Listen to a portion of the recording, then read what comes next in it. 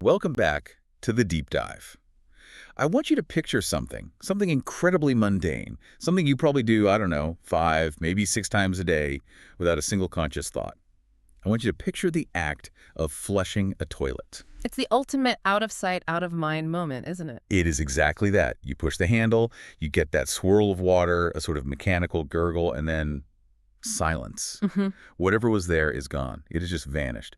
We treat that handle like it's a magic wand. We do. But today, we're going to look at the stack of research on the table, and it suggests that this simple, mindless act, and really, specifically, the infrastructure we have built to handle what happens after the flush, it might be one of the single biggest design flaws in modern civilization. And that sounds like hyperbole. It does a little. Design flaw in civilization, I mean, that's a really big claim. Yeah. But when you actually strip away the ceramic and the pipes and you look at the chemistry, it holds up. We are effectively breaking a fundamental law of nature probably several billion times a day. We are talking about a concept that just kept popping up in the reading for me, this idea of matter in motion. Right. And this is Physics 101, the law of conservation of mass. Matter is neither created nor destroyed. It changes place, it changes form. But our entire sanitation philosophy, I mean, the way we build our cities, it's built on this illusion that we can actually make things disappear. We just label it something else. We call it waste. We call it trash. But in biology and in physics, there is no such thing as waste. There are only inputs and outputs. So the flaw we're talking about, the big design flaw, Yeah. is that we have taken things that are valuable nutrients and we've just labeled them as hazardous garbage. That is the crux of it. Yes, we have taken nitrogen and phosphorus, the absolute building blocks of life. I mean, the very stuff that makes every leaf green and every crop grow, and we have decided to treat them as poisons. We flush them, we bleach them, we bury them. We treat them like toxic waste. But they aren't poisons, they are misplaced fertility. If there's one phrase I really want the listener to hold on to while we wade through this whole topic, it's that one, misplaced fertility. Okay, so the mission of this deep dive then is to unpack why that flaw exists, look at the environmental disaster it's causing, which goes way, way beyond just dirty water, and then explore a solution that is, well, it's genuinely surprising. Because the solution isn't some billion-dollar carbon capture machine from Silicon Valley. No, it's not a gadget, not at all. It's a plant. A tiny, humble, floating plant that most people would just scrape off their fishing boots without a second thought. Duckweed, family Limnaceae. Duckweed. And the sources are claiming this little weed could be the key to closing the loop on the human nutrient cycle. So before we get to the hero of our story, let's really dig in and understand the villain. Let's talk about this broken loop. Right. To understand the break, you first have to understand what the loop should look like. Think about a pre-industrial farm, or even better, just think about a forest. Okay, I'm picturing a forest. Okay, so in a forest, a tree grows, it pulls nutrients, we're talking nitrogen, N, and phosphorus, P out of the soil. Those nutrients become leaves. A deer comes along, eats the leaves. The deer uses some of that energy, walks around a bit, and then it excretes the rest as manure. Right. That manure falls back onto the forest floor, the soil bacteria break it down, the nutrients return to the root zone, and then the tree uses them to grow new leaves. It's a perfect circle, a closed system. It is a completely closed loop. There is zero waste. Every single output is an input for something else. That is just how nature works. But we don't live in a forest. And we certainly don't live on a pre-industrial farm. No. We live in a linear system, and this is where that matter in motion concept starts to become really terrifying. We mine phosphorus from rock in places like Morocco or Florida. We synthesize nitrogen from the air using the Haber-Bosch process, which burns just massive amounts of natural gas. We take those synthetic nutrients and we dump them on a cornfield in, say, Iowa. Okay, so we're injecting fertility into the system at the start. Right. So we grow the corn. We then ship that corn to a city. Maybe it goes to a feedlot first to become beef, and then it goes to the city. You eat the beef or the corn. Your body takes what it needs to, keep your heart beating and your muscles moving, and then you excrete the rest. And here it is. Here's the break. That excretion doesn't go back to the cornfield in Iowa. Exactly. We flush it into a pipe. That pipe goes to a river, or it goes to a treatment plant that eventually discharges into a river or the ocean. We are taking the building blocks of life from the land, and we are, for all intents and purposes, throwing them into the sea. We are strip mining the soil and polluting the water in the exact same process. It's a one-way conveyor belt of nutrients. It's like taking money out of a bank account, setting it on fire, and then wondering why you're broke. That's a perfect analogy. It really is. And the consequences of this, I mean, the research paints a pretty bleak picture. It's not just that we are wasting fertilizer, it's what that fertilizer does when it hits the water. And this gets us to the tragedy of eutrophication. Eutrophication, yes. Yes. It's a $10 word for what is absolutely $1 billion problem. So define that for us clearly, because I hear it thrown around in ecology circles, but I want to make sure we really grasp the mechanism here. Okay, so eutrophication literally translates from Greek as well-nourished, which on the surface sounds like a good thing, right? You want your kids to be well-nourished. Sure, of course. But in an aquatic ecosystem, being well-nourished is a death sentence. How does being well-nourished kill an entire ecosystem? That seems so counterintuitive. Because you aren't nourishing the fish or the things you want to nourish, you are nourishing the algae. When you dump a huge load of nitrogen and phosphorus, which you just have to remember is basically liquid Miracle-Gro into a lake or a bay, the microscopic algae go crazy. They've been limited by a lack of food, and all of a sudden, it's an all-you-can-eat buffet. So they just reproduce exponentially. They explode. You get an algal bloom, and you've seen this. It's that green pea soup water, thick scum on the surface. Sometimes it's toxic, like the red tides you hear about, but often it's just massive amounts of green matter. But the green soup itself isn't what kills the fish, is it? It's something else. No, and this is the part that usually surprises people. It's not the algae living that's the problem, it's the algae dying. Okay, walk us through the death spiral. So the algae have a very short life cycle. They bloom, they use up all those nutrients, and then they die. And you have billions of tons of this biomass sinking to the bottom of the lake or the bay. Now you have bacteria, and it's their job to decompose all of that dead plant matter. It's a feeding frenzy for the bacteria. It is a massive feeding frenzy. And what do bacteria use to do their work? They use oxygen. They consume dissolved oxygen from the water. It's like a massive biological fire, and it's just burning up all the oxygen in the water column. So they just suck the oxygen right out of the room. They strip it clean, the oxygen levels just plummet. And if you're a fish or a crab or a shrimp, you are suddenly in a room with no air. You can't breathe. You suffocate. And this is what creates the dead zones. This is what we call dead zones. The Gulf of Mexico has a dead zone the size of New Jersey every single summer. It's a graveyard. And it's caused largely by fertilizer runoff and sewage discharge coming all the way down the Mississippi River. We are destroying one of our most productive fisheries because we are throwing away the very nutrients we need to grow crops. It is the absolute definition of insanity. We pay to mine the nutrients, we pay to transport them, we eat them, and then we pay to flush them away where they destroy a completely different ecosystem. And then, and this is the kicker, we have to pay again to buy new fertilizer next year because we threw the old stuff away. It's unbelievable. Okay, so that is the problem, the broken loop. Now, to be fair, most modern cities do treat their water. It's not like New York or London are just piping raw sewage directly into the harbor anymore. That's true. In the developed world, we absolutely treat it. So why isn't the current conventional treatment solving this? If I flush in a modern city, the water goes to a plant. What's happening there? Well, the conventional wastewater treatment plant is a marvel of engineering. It truly is. But you have to look at what it was designed to do, its original purpose. It was designed in the 19th and 20th centuries with one primary goal: stop cholera, stop typhoid. Public health. Exactly. It focuses on the yuck factor and the pathogens. So step one is all mechanical. It's called primary treatment. You screen out the wet wipes, the toys, the grit. You let the heavy solids, the poop, settle to the bottom of a tank. Okay, so first step is just getting the chunks out. Getting the chunks out. Step two is secondary treatment. This is biological. You bubble massive amounts of air through the water to let bacteria eat the organic carbon. This cleans up the water visually. It looks much better. It reduces the biological oxygen demand so it doesn't rot instantly when it hits the river. But the key question, does it take out the nitrogen and phosphorus?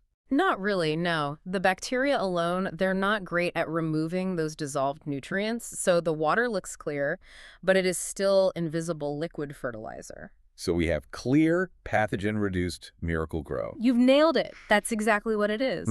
So to get that out, conventional plants have to add a third step, a tertiary treatment.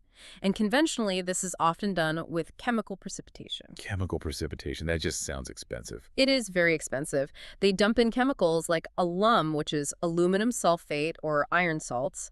These chemicals bind to the dissolved phosphorus and they make it heavy so it sinks to the bottom as sludge. So they're chemically trapping it, locking it up. Yes, they turn a valuable nutrient into a chemical sludge. And then what do we do with that sludge? We treat it as a liability, we have to dry it out, we truck it to a landfill, or we incinerate it. Which costs even more energy and more money. Massive amounts. Wastewater treatment consumes about 3% of the total electricity in the U.S. It is wildly energy intensive. And chemically, we are locking that phosphorus away in a form that is very, very hard for plants to access again. We're taking a resource, covering it in aluminum, and then burying it. So the critique from our sources here is that the conventional method is purely a disposal mindset. It's all about getting rid of a problem, not about harvesting a resource. Exactly. It's a linear end-of-pipe solution. It doesn't close the loop. It just makes the waste slightly less dangerous before we hide it somewhere else. Enter the hero, or I guess the weed, depending on your perspective. Duckweed. Lemniscea. Why is this plant the chosen one? I mean, there are lots of aquatic plants. You have water hyacinths, cattails, reeds. What makes duckweed so special in this context? Well, a few things. First, it's tiny. I mean, it's the smallest flowering plant in the world. It doesn't have a massive stem system. It's just a little floating frond with a simple root dangling down. So it's minimal structure. It's all about efficiency. It is pure efficiency. It puts almost all of its energy into one thing: reproduction. It is one of the fastest growing plants on Earth. Under ideal conditions, it can double its biomass in 24 to 48 hours. Wait, hold on. Can you say that again? It doubles every 2 days? Yes, sometimes even faster. Imagine a cornfield that doubled in size every 2 days. You'd be overrun. The growth rate is exponential, and because it floats right on the surface, it acts like a living solar panel. It covers the water, soaking up sunlight, and this is the absolute key, pumping those nutrients out of the water column through those little dangling roots. So it's a biological vacuum cleaner. That's a great analogy. It sucks up the nitrogen and the phosphorus that we desperately want to get rid of, and it converts them into plant tissue, into protein, into green matter. And unlike the chemical sludge, this isn't trapping the nutrient in some useless form. It's embodying it. Correct. The nitrogen atom that was in the sewage is now an amino acid in the plant leaf. It has moved from being a pollutant to being a biological resource. Okay, so broadly, the idea is we run the dirty water through a pond of duckweed. The duckweed eats the pollution, the water comes out clean, and then we harvest the duckweed. That's the elevator pitch, absolutely. But I want to get into the real mechanics of how this works, because I have a feeling if I just go throw some duckweed seeds into a sewer main, it's probably not going to end well for me. No, please don't do that. You will just clog the pipes, and you'll kill the duckweed. The sources talk a lot about the process flow. So where does the duckweed actually sit in the assembly line of treatment? It sits at the end. It is a tertiary treatment, or what they call a polishing stage. And why can't it handle the raw stuff? Well, duckweed is tough, but it's still a plant. It needs light, and it needs oxygen for its roots. Raw sewage is black, it's opaque, and it's anaerobic, which just means it has no oxygen. If you dump duckweed into raw sewage, the solids will coat the leaves, block the sun, and the lack of oxygen will just rot the roots. It'll die. So we still need the mechanical stuff first. You can't get away from that. You still need primary treatment. You have to get the solids and the grease out. And usually you want some form of secondary treatment, some bacterial breakdown to reduce that heavy organic load. But then instead of buying expensive alum and building a big chemical dosing facility, you run that partially treated water into a shallow pond. How shallow are we talking? Really shallow, maybe 18 inches to a few feet deep. You want to maximize the surface area, not the depth. The water moves very slowly through these long, winding channels. And the duckweed forms a mat on top. A dense green mat, a living blanket. And as the water flows beneath it, the roots hang down like a curtain. The water has to pass through that living filter. And the plants are just aggressively pulling out the ammonium, the nitrates, the phosphates. And the sources have some specific numbers on the effectiveness here. I mean, it's not just a little bit better. This is a step change. No, it's dramatic. In a well-designed system, we are seeing nutrient reductions of 70% than 90%. 90%. That water is cleaner than most rivers. It is. And there are these secondary benefits that are really, really interesting. For one, the mat suppresses mosquitoes. Really? I would have thought a stagnant pond would be mosquito heaven. Normally, yes. But a thick duckweed mat physically blocks the mosquito larvae from reaching the surface to breathe. It literally suffocates them. It also blocks all the sunlight from entering the water column. Which stops the algae from growing. Exactly. It solves the algae bloom problem right there in the treatment pond before the water ever even reaches the river. You starve the competition before it can start. You eat their lunch. And what about odors? The sources mentioned smell. The mat acts like a lid on the pond. It traps odors, and it prevents ammonia from volatilizing, from turning into gas and escaping into the air. So your treatment plant doesn't smell like a treatment plant. It smells like a greenhouse. That's a huge selling point for anyone living downwind of one of these facilities. Absolutely. It changes the entire aesthetic of waste treatment. Okay, so the water coming out the back end is clean. It meets the standards for discharge into a river. The broken loop is theoretically fixed because we didn't just dump the nutrients, but now we have a new problem. Or maybe a new opportunity. We have tons and tons of wet duckweed. We do, and this is where the economics get really interesting. In the conventional model, the leftover is toxic sludge. You pay to get rid of it. In the duckweed model, the leftover is biomass. But, and here's the big but that I'm sure every single listener is thinking right now, it's biomass that was grown in poop. Yes, it is. So is it dirty? Yes, we have to be brutally honest about this. If you grow a plant in municipal wastewater, it is going to be exposed to human pathogens. E. coli, salmonella, various viruses. It might also absorb heavy metals if there's industrial runoff mixed into the sewage. So we aren't making green smoothies out of this stuff. Absolutely not. Do not eat the sewage weed, please. And this leads us to what I thought was the most critical concept in all the source material. This idea of separation of function, or the two streams. This seems to be the thing that makes or breaks the entire idea. It is the safety valve. It's the regulatory key. We have to draw a very bright line and separate the treatment function from the feed function. Okay, walk us through stream A versus stream B. Stream A is what we have been discussing up to now. This is the treatment biomass. Its job is to be a janitor. Its only job is to clean the dirty water. And because it works in a dirty environment, we have to treat the plant itself as an intermediate product. It is not food. It is not feed. So where does stream A go? It goes back to the soil. It becomes fertilizer, but not raw. We have to process it first to ensure those pathogens are dead. Okay, we'll get to the processing in a second. First, what is stream B? Stream B is feed biomass because it turns out duckweed is actually a superfood. It has a protein profile that's very similar to soy, up to 40% protein. It's packed with vitamins, omega-3s. It is excellent feed for chickens, for pigs, and especially for fish in aquaculture. But you can't feed them the sewage stuff. No, absolutely not. Ah. So stream B is grown in a completely separate system. You grow it in clean water. You might feed it with standard mineral fertilizers or, and this is the advanced, really elegant version, you feed it with the final effluent from the stream A system, but only after it has been fully purified and sterilized. Ah, I see. So stream A does the heavy lifting. It cleans the really nasty water. And by the time the water gets to stream B, it's clean enough to grow safe food. Ideally, yes. Or you simply keep them totally separate, different water sources to satisfy the regulators. The point is, stream B is a farm. Stream A is a treatment plant. They are the same plant species, but legally and functionally, they are two different worlds. Same plant. 2 streams, 0 contamination. That is the mantra, and this is what resolves the ethical weirdness. You are not feeding sewage to chickens. You are using sewage to grow fertilizer, which is stream A, and you're using clean methods to grow chicken feed, which is stream B. Okay, let's focus on stream A for a minute. The treatment biomass. We have this big pile of dirty duckweed. We need to get it back to the land to close the loop. How do we make it safe? The sources list 3 main pathways. Right. The goal is always to sanitize it and stabilize it.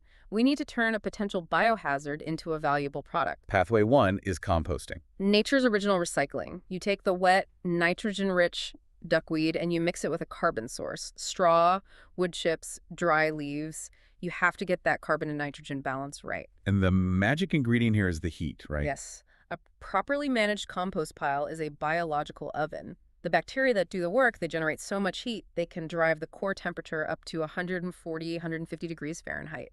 That's about 60, 65 Celsius. Which just cooks the pathogens. It pasteurizes the material, it kills the E. coli, it kills the parasite eggs. After a few weeks or a few months of composting and curing, you have this dark, crumbly material that smells like earth. It's no longer sewage, it's humus. And for a farmer, this is high-value stuff. Oh, much better than chemical fertilizer. Chemical fertilizer gives you that quick spike of nutrients. It's like giving a kid a candy bar. But it does absolutely nothing for the soil structure. Compost adds organic matter. It helps the soil hold water, which is critical for drought resistance, and it releases its nutrients slowly over time. So it feeds the soil, not just the plant. Exactly. You're building soil health for the long term. Okay. Pathway 2 seemed like the most high-tech option. Anaerobic digestion. This one is my favorite because it addresses the energy problem at the same time. An anaerobic digester is basically a giant, sealed, airless stomach. You feed the duckweed slurry into it. A different set of bacteria methanogens break it down in the absence of oxygen. And in the process, they burp out methane. Biogas, Right. which you capture. You can burn that gas in a generator to make electricity. You can refine it into renewable natural gas and use it to power trucks. So the wastewater plant literally becomes a power plant. Exactly. Instead of using electricity to run all those aeration blowers in conventional treatment, you are generating electricity from the biomass you've harvested. It completely flips the operational expenditure on its head. That is a massive economic shift for a municipality. It changes the plant from being a cost center to being a potential profit center. And you still get fertilizer at the end of that process. You do. The process doesn't destroy the nitrogen and phosphorus. They come out the other end in a liquid called digestate. It's a nutrient-rich slurry that can be pumped into tanker trucks and injected directly into farm fields. It's a standard agricultural practice in places like Germany and the UK. So you get clean water, green energy, and liquid fertilizer. It's a triple win. It is. It extracts every single ounce of value from what we used to call waste. And the third pathway was grain manure. This is the simplest, lowest tech version. You basically just dry the duckweed, maybe using simple solar drying beds, and you can pelletize it or just spread it as a dried cake. But if you don't compost it or digest it, is it actually safe? Well, desiccation, the drying, and the UV light from the sun kill a lot of the pathogens, but maybe not all of them. So you wouldn't use this on your lettuce patch. You would use this for what's called restorative ecology. Okay, give me an example of where that would go. Reclaiming a strip mine, fixing a severely eroded hillside, fertilizing a cotton crop or a hemp crop, things that we don't eat. You're rebuilding the soil organic matter in places that are desperate for it without ever putting it into the human food chain. It really seems like we have a solution here for every level of technology. From a simple drying bed in a developing nation to a high-tech biogas reactor in a smart city. That's the beauty of biology. It scales. It works in a village in Bangladesh, and it works in a tech park in California. Okay, I have to play the skeptic now. I have to, because this all sounds way too good. It cleans the water, it makes energy, it saves the fish, it builds the soil. If it's so perfect, why isn't every city in the world doing this? Why are we still pouring concrete and buying alum? That is the multi-million-dollar question, isn't it? The sources identify 4 main barriers. And honestly, the biggest one isn't technical at all. It's psychological. It's human. All right, let's run through them. Barrier number 1, institutional inertia. Civil engineering is a very conservative profession, and it should be. If a civil engineer messes up, bridges fall down, or people get cholera, they are trained to be risk-averse. They like certainty. They like what they know. They like equations. They like things they can calculate. If I add X gallons of chemical, I will precipitate Y grams of phosphorus. It's linear. It's controllable. A biological system. A pond full of weeds is alive. It changes with the seasons. It grows faster in the summer than it does in the winter. That feels messy to an engineer trained in a certain way. It feels risky. They ask, what if a disease hits the duckweed? What if it gets too cold? And for the record, duckweed is quite cold tolerant, and you can always use greenhouses. But that perception of risk often stops adoption before it even starts. They trust concrete and steel more than they trust biology. Okay, barrier 2, regulatory distrust. This goes hand in hand with the inertia.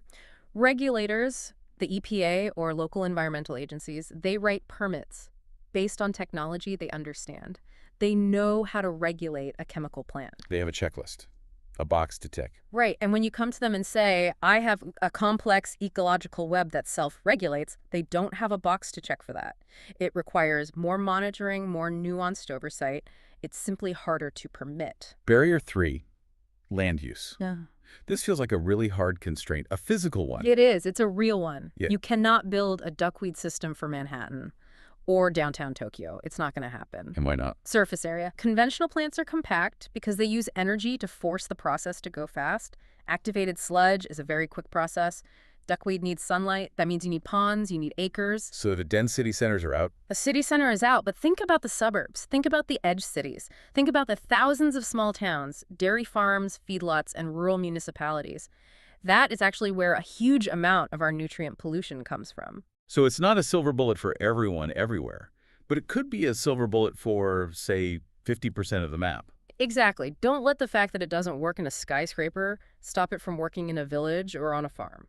And the final one, barrier 4, the silo problem. This is the deep systemic issue. We have organized our society into silos, into separate boxes. Explain that. What do you mean? Well, you have the Department of Sanitation. Their one and only job is get rid of waste. They do not care about fertilizer prices. That's not their problem. Then you have the Department of Agriculture. Their job is grow food. They don't care about sewage treatment costs. Then you have the EPA. Their job is clean the rivers. They don't talk to each other. They have different budgets, different bosses, different legal mandates. A circular economy solution, like this duckweed system, requires the sanitation guy to become a fertilizer producer for the agriculture guy. It blurs the lines between their departments. And bureaucracies absolutely hate blurred lines. They hate it. Who gets the revenue from the fertilizer sales? Who is liable if the compost isn't perfect?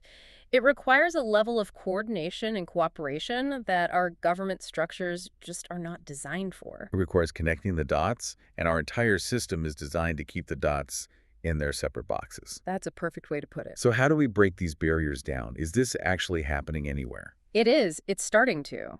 There are pilots and full-scale systems operating in places where the pressure is really high. In parts of Asia where fertilizer is incredibly expensive, this is just common sense. In parts of the U.S. where the dead zones are getting major political attention, we're seeing more and more interest in what they call green infrastructure. I want to zoom out to the philosophy again just for a moment. The sources used a term that really stuck with me: restorative ecology. Yes. This is the shift from just doing less bad to actually doing good. Conventional treatment is doing less bad. Right. It's saying, let's try to poison the river less than we did yesterday. Restorative ecology says, no, let's actually use the system to generate new value. You mentioned earlier that rivers were never meant to carry fertility. No, think about a wild landscape. A healthy forest holds onto its nutrients. It jealously recycles every leaf, every twig. The water running out of a pristine forest is basically distilled water. It has very, very little nitrogen in it. Because the land is hoarding the gold. It knows its value. The land knows the value of N and P. When we dump sewage into a river, we are reversing the flow of evolution. We are bleeding the land to choke the water. That is a powerful image. Bleeding the land to choke the water. The duckweed system is simply an attempt to mimic the land. Yeah. We are putting a wetland, which is essentially what a duckweed pond is, between the pipe and the river. We are saying, wait, hold on. Nature wants this stuff back. It's just mass balance accounting. It's good bookkeeping. It's good bookkeeping. And it aligns the economics with the environment. Usually, we are told we have to choose. Do you want jobs or do you want clean water? Do you want cheap food or do you want a healthy ocean? But this approach says that is a false choice. It's a lie. Waste is just inefficiency. If you are throwing away valuable phosphorus, you are being economically inefficient. Recovering it saves you money and it saves the river. The economic choice and the environmental choice are the exact same choice. That feels like the big takeaway right there. Efficiency is ecology. 100%. Okay, so let's just recap the vision before we let the listener go. Yeah. We have a broken loop where we flush valuable nutrients, which causes dead zones in our oceans and forces us to mine more finite resources to grow our food. Correct. A broken, expensive, and destructive loop. We have technology duckweed that is basically biology's perfect answer to this. A super fast-growing plant that just sucks up the nutrients. The biological vacuum cleaner. We have a system design, the two streams, that completely solves the safety issue. Stream A cleans the sewage and builds the soil. Stream B grows in clean water and feeds the animals. Closing the loop safely and smartly. And finally, we have the barriers: inertia, regulation, land, and silos. The human problems, not the technical ones. So the final provocation from the source material was really interesting to me. It basically said, we aren't waiting for some huge breakthrough. No, we're always waiting for the next big thing, aren't we? Fusion power, carbon capture machines, nanobots. But this solution has been floating on ponds for 50 million years. It's right there. It evolves on its own. It runs on solar power. It repairs itself. If Apple invented a little green machine that did what duckweed does, it would be a trillion-dollar product. But because it's a weed, we ignore it. So the question for you listening to this is really about perspective. When you see a green, scummy pond, do you see a mess? Or do you see a battery? Do you see a nuisance, or do you see a mine full of resources? It's time to stop looking down on duckweed and maybe start looking up to it. I love that.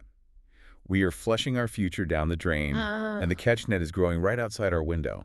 We just have to decide to use it. It really is that simple and that hard. Thank you so much for walking us through this. I will never look at a pond or a toilet the same way again. My pleasure. It was great. And thank you for listening. Keep asking questions, keep looking for the loops, and we will catch you on the next deep dive. Welcome to the debate. Tonight, we are dissecting a paradox that sits right at the heart of modern civilization. We spend billions of dollars synthesizing nitrogen and mining phosphorus to grow our food. We eat that food, and then we spend billions more to treat the resulting human waste, specifically trying to destroy or sequester those exact same nutrients to prevent pollution. It's the definition of an open loop. I mean, we call it sanitation, but an ecologist, well, they might call it misplaced fertility. Precisely. And the solution we are debating today really challenges that linear model. We are looking at the duckweed loop, using the Lemnaceae family of floating aquatic plants to treat wastewater. The central question isn't whether the biology works. We know duckweed eats nutrients. The question is this: is this a scalable, safe infrastructure solution for a modern sanitation grid, or does relying on a living, breathing plant introduce just too much risk into a system that demands absolute certainty? And just to set the stage for where I stand, I appreciate the elegance of the biology. I do. But I am here to represent the hard reality of civil engineering. Sanitation has one job: public health protection. And replacing chemical certainty with a biological variability is a massive gamble. I'm just not convinced the benefits outweigh the risks of, say, pathogen reentry. And I am taking the position that the real gamble is continuing with our current system, which is energetically expensive and ecologically damaging. Duckweed represents, I think, a necessary shift towards circular ecology. It's about turning a liability, sewage, back into a resource. A bold claim. Let's see if it holds up. I want to start by framing the scale of the failure we are currently managing. The standard approach to wastewater treatment is essentially removal and disposal. We take this nutrient-rich water and we use massive amounts of electricity to aerate it or chemicals like aluminum to precipitate the phosphates out. We end up locking these valuable elements into a sludge that we then have to, landfill or incinerate. Well, we do that because it works. It stops cholera. It stops typhoid. The priority of the sanitation engineer is not to create fertilizer. It is to break the chain of infection. It stops pathogens, yes, but at what cost? And I don't just mean dollars. The mass balance equation is completely broken. We are taking nitrogen from the atmosphere via the Haber-Bosch process, using natural gas, and then essentially burning energy just to turn it back into gas at the treatment plant. Duckweed changes the physics of this. It's a high-efficiency biological machine. It doesn't just strip the water, it embodies the nutrients. We're talking about 70 to 90% reductions in nutrient concentrations, powered by solar energy, photosynthesis, not the electric grid.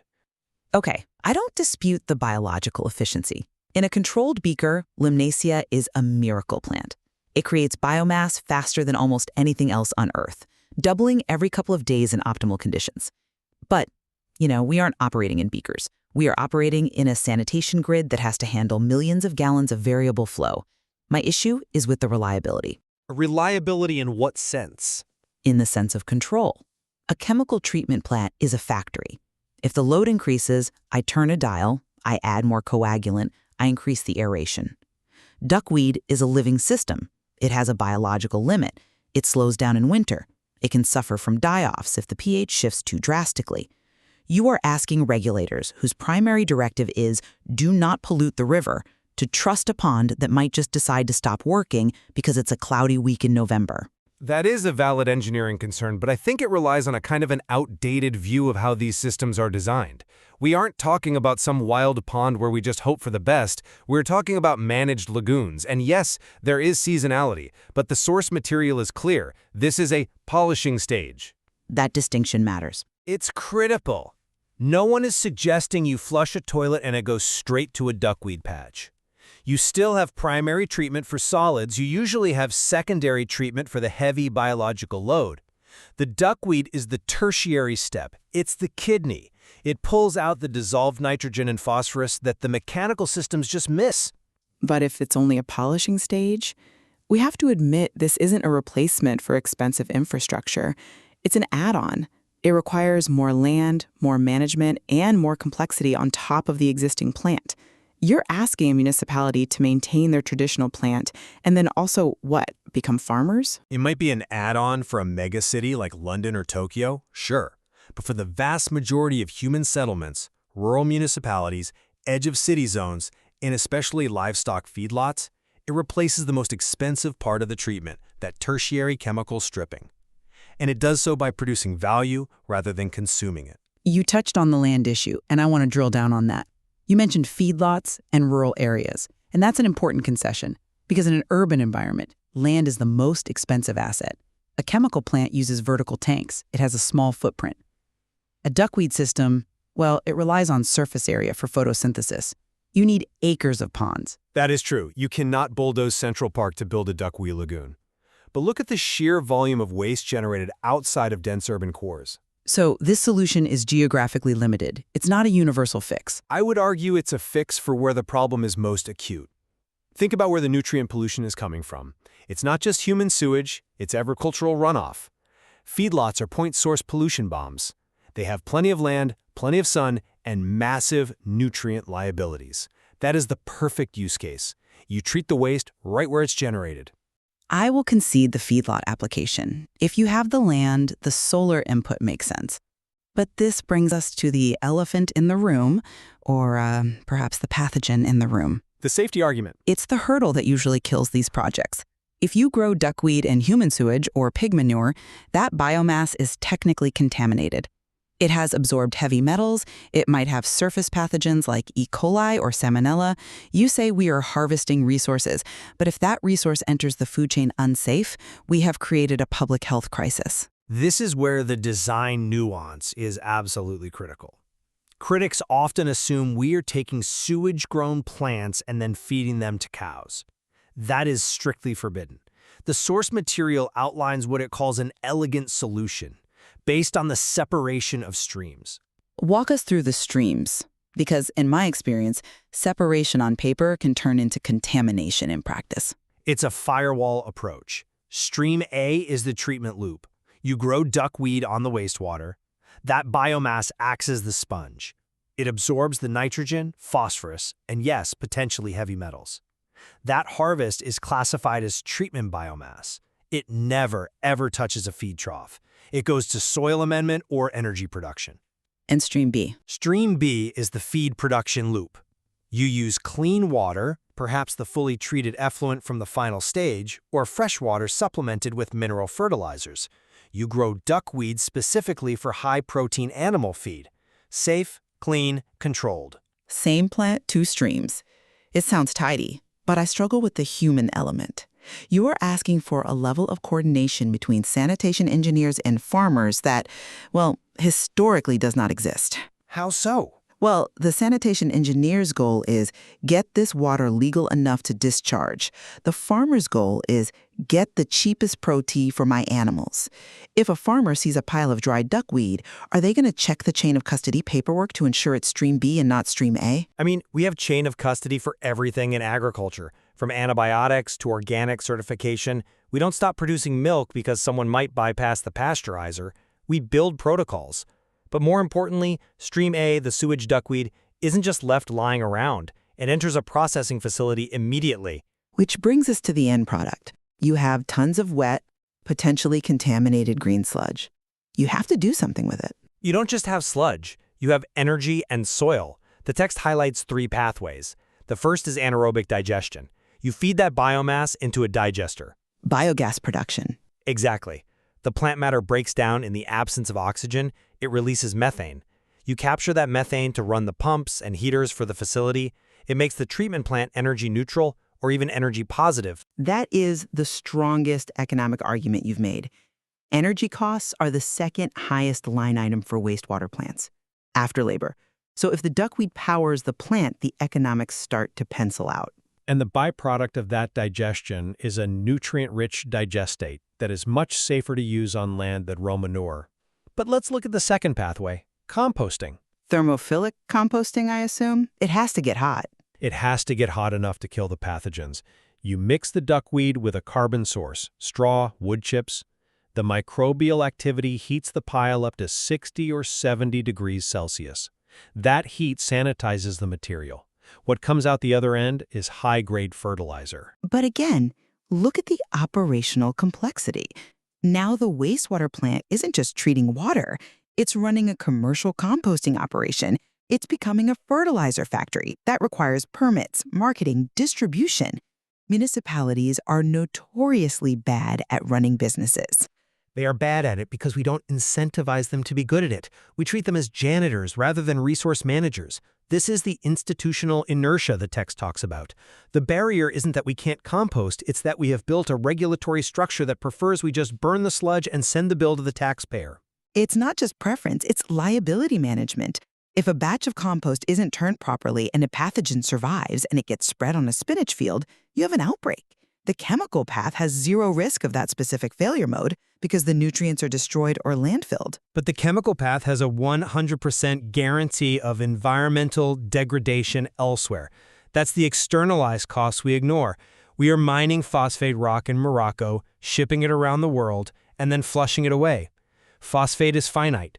We are running out of the high-grade stuff. Recovering it isn't a nice-to-have. It's a strategic necessity for food security. I agree on the strategic necessity of phosphorus. That is a looming crisis. But is duckweed the most efficient way to capture it?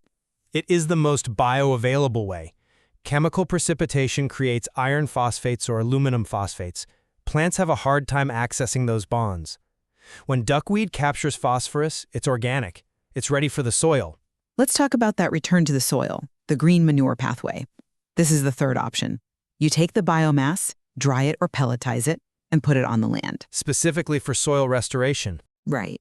But we have to be honest about the regulations here. In most developed nations, this would fall under Class B biosolids.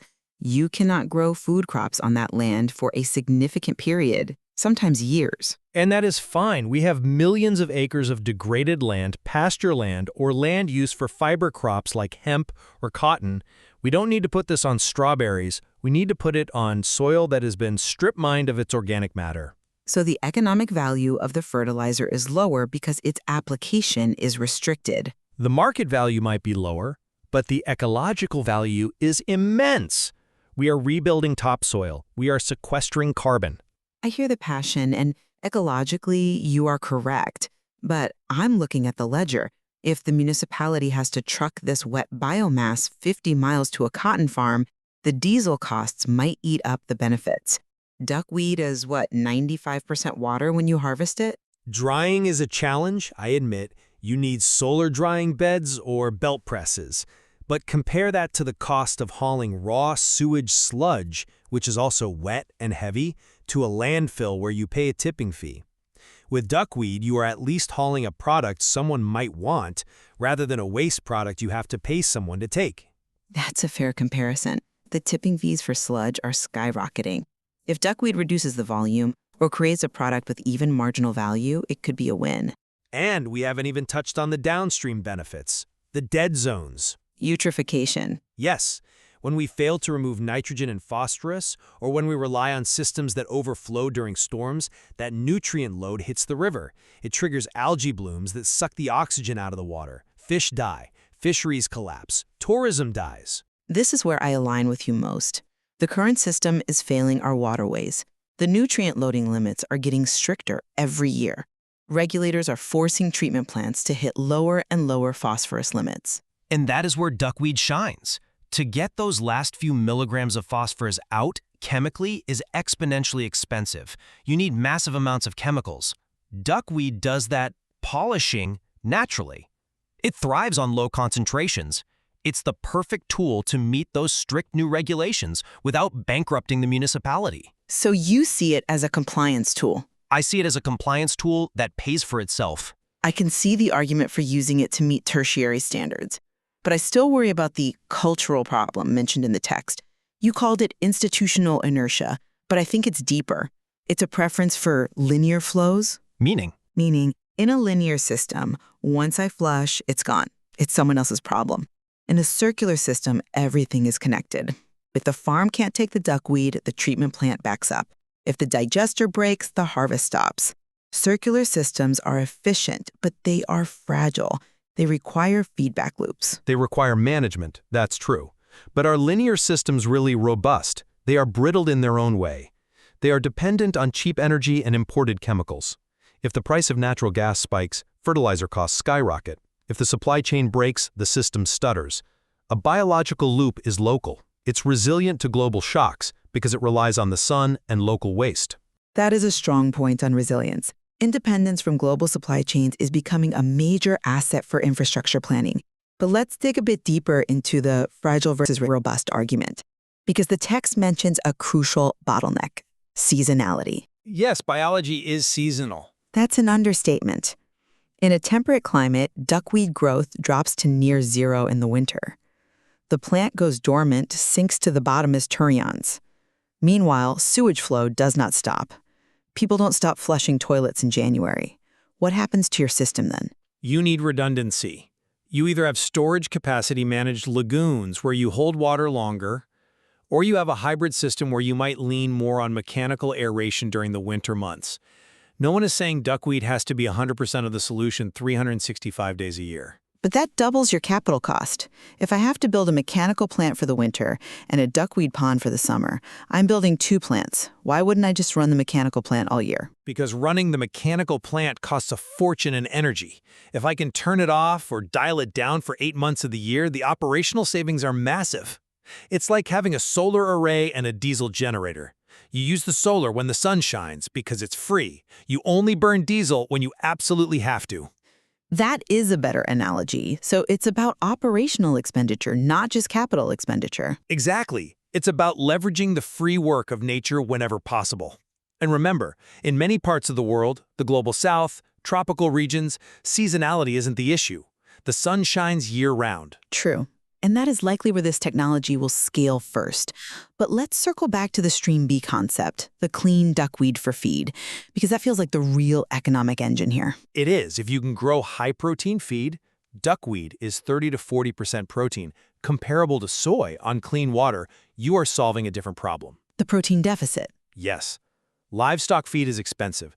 We are cutting down rainforests to grow soy. If a municipality can produce clean duckweed as a side hustle using polished water, they aren't just a waste plant, they are a protein farm. But the clean water requirement is strict. You said fully treated effluent. If that effluent has residual pharmaceuticals, hormones, antibiotics, those could concentrate in the plant. That is a legitimate research frontier. Duckweed can absorb some pharmaceuticals, but again, if the destination is livestock, the standards are different than for human consumption. And many pharmaceuticals break down in the sunlight and oxidation of the pond environment. Many break down, some concentrate. That uncertainty is what keeps regulators up at night. Until we have a comprehensive map of how duckweed interacts with every drug in the medicine cabinet, approval will be slow. And I welcome that scrutiny. We should be testing. But let's not pretend the alternative is safe. Right now, those pharmaceuticals are going straight into the river. If duckweed absorbs them, we can harvest the plant and incinerate it if necessary. At least we got them out of the water. That is a fascinating pivot, using the plant as a bioaccumulator for toxins, specifically to remove them. Exactly. It's called phytoremediation. Even if we don't feed it to a cow, just using the plant to scrub the water of complex chemicals is a win. We can digest it for energy and sequester the contaminants in the solid residue. Which brings us back to the ultimate question of integration. You have painted a picture of a facility that is a power plant, a fertilizer factory, a protein farm, and a water filter. It sounds utopian. It sounds necessary. It sounds complex. My fear is that in trying to do everything, it does nothing well. The history of infrastructure is littered with multi-purpose solutions that failed because they were too hard to manage. And the history of civilization is littered with societies that collapsed because they destroyed their soil and poisoned their water. The complexity of the duckweed loop is the complexity of life itself. We can't engineer our way out of biology, we have to engineer with it. I will grant you that engineering with biology is the future. The days of brute force chemistry are likely numbered, simply due to energy costs. And due to resource scarcity, we cannot print phosphorus. We have to recover it. Touché. So, where does this leave us? We have a technology that works biologically, but faces hurdles regarding land, regulation, and market integration. I think it leaves us with a clear imperative. The technology exists, the biology is proven, the pilot programs, like the ones in the source material, show it can work. The barrier isn't physics, it's policy. We need to redesign our regulations to recognize treatment biomass as a resource, not just a hazardous waste. I would argue we need to be very careful with that redesign. The regulations exist for a reason, but I will concede that for rural communities, feedlots, and places with affordable land, the duckweed loop offers a compelling alternative to the concrete and chemical standard. It's not a magic wand for New York City, but it could be a game changer for the rest of the world. And considering that the rest of the world is where the population growth and the food demand are coming from, that is a massive impact. We have a plant that makes the obvious possible. We just need the will to plant it. And the discipline to manage it safely. Nutrients cannot be destroyed, only displaced. The debate is simply about where we displace them. Displace them into the river as poison? Or back onto the land as fertility. A complex transition, but a necessary one. Thank you for joining us on The Debate. Thank you.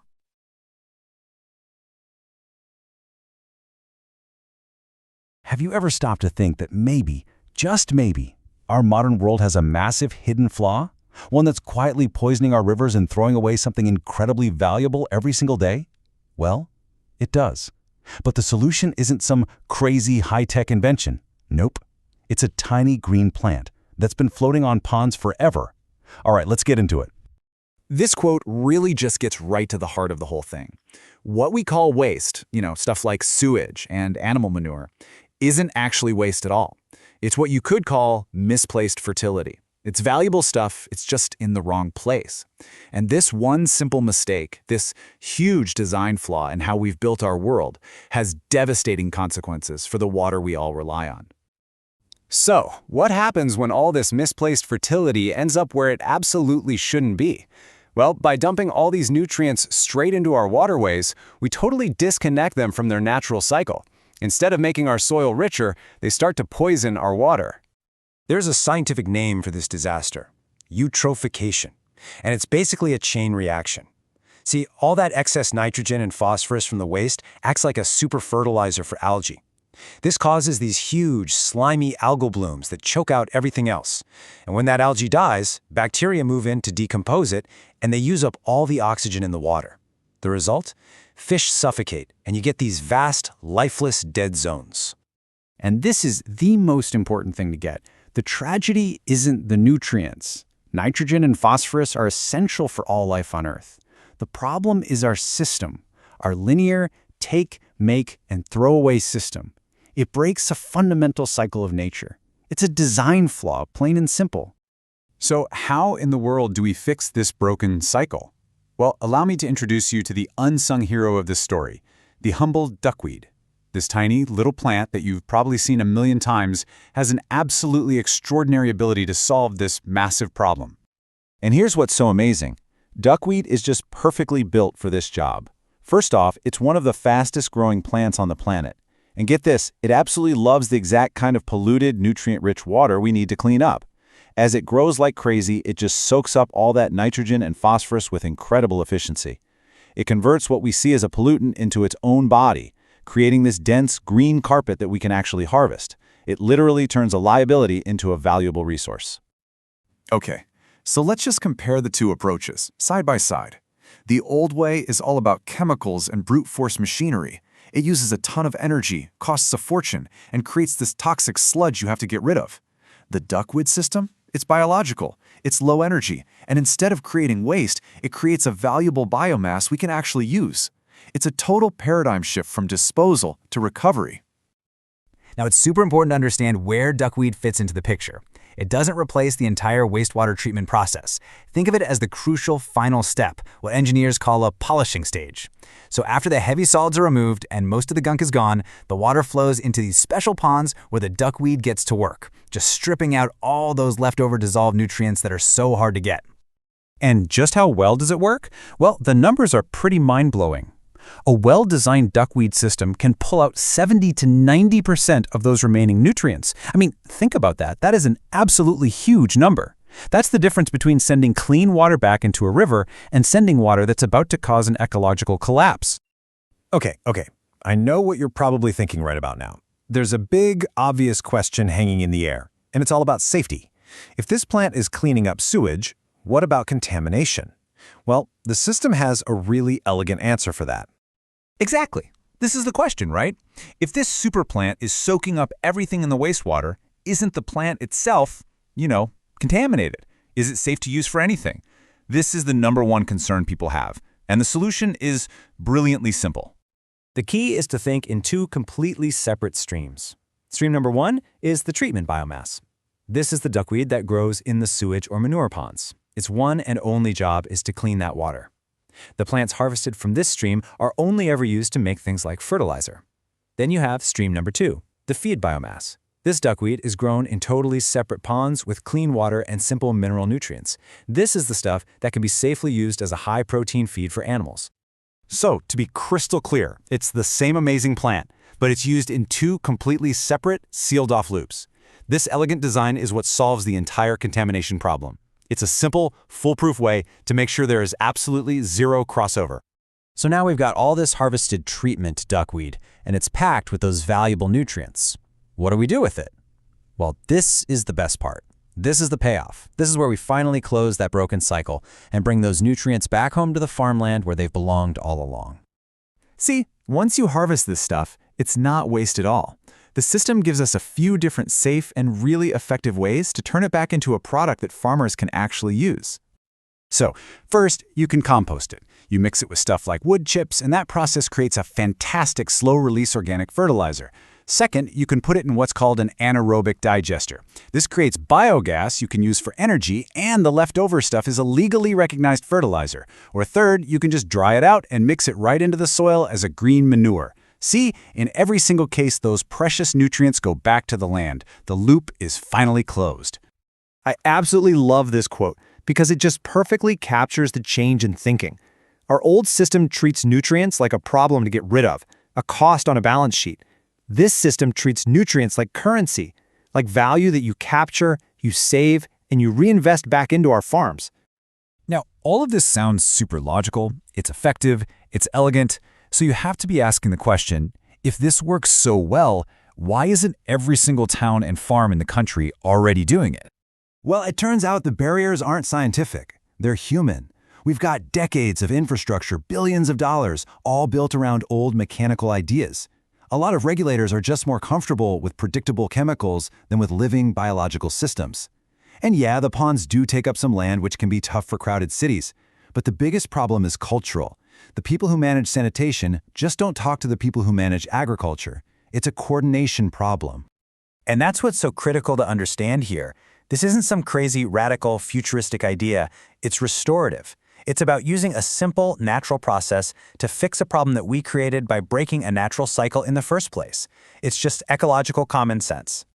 So when you boil it all down, here's the bottom line. You get this incredible triple benefit. Number 1, it cleans our water, stopping those dead zones. Number 2, it recovers valuable nutrients instead of wasting them. And number 3, it creates a natural fertilizer, which means we can use less synthetic fertilizer, which saves farmers money and cuts down on fossil fuel use. It's a system where the ecology and the economy finally work together. And this isn't about some green ideology. It's just smart. It's applying a basic law of physics, that matter doesn't just disappear, to how we manage our resources. It's simply better accounting. And so we're left with this final, powerful question from the source material. It's really something to think about. How long are we going to keep flushing literal value down the river before we finally admit that the solution has been right there, floating on the surface the entire time? The science is solid. The only thing left to figure out is if we have the will to change.